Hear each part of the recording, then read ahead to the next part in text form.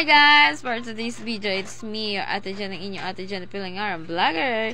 So, for today's video nga pala, gagawa tayo ng maiksi lang na video kasi nga may pupuntahan tayo.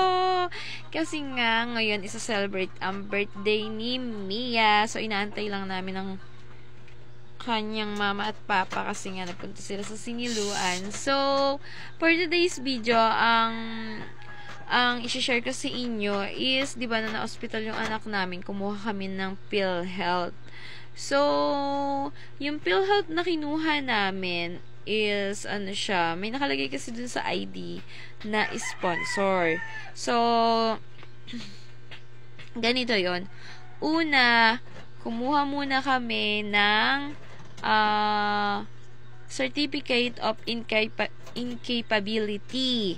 So, yun yung nakalagay doon. Saan kayo kukuha? Sa munisipyo nyo, sa DSW or sa MSWD.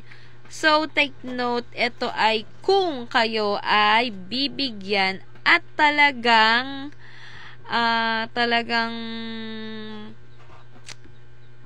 hindi kayo makakapaghulog nung inyong PhilHealth. So, para yun sa mga, mga dukha, ganar! Charot!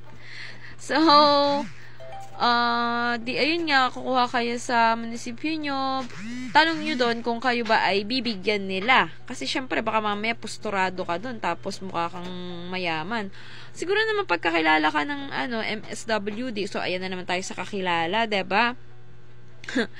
Baka kakilala ka ng MSWD o yung nagtatrabaho sa DSWD na talaga namang mahirap ka at kumbaga kapos sa kakayanan na makapaghulog ng PhilHealth. Kasi alam nyo mga ang PhilHealth ngayon is 500 pesos na ang hulog sa loob ng isang buwan. Oo, yun. Di ngayon, si Mr. ko yung ikinuha ko ng PhilHealth. Tapos, yun nga, pumunta kami sa MSWD, sa DSWD sa munisipyo namin. Tapos, kumuha kami ng Certificate of Incapability. Tapos, binigyan kami ng papel. Tapos, nagpunta kami sa Santa Maria, sa munisipyo ng Santa Maria, sa MSWD rin. Tapos, doon kasi papipirmahan yung Certificate of Incapability at saka may tinitingnan na selyo.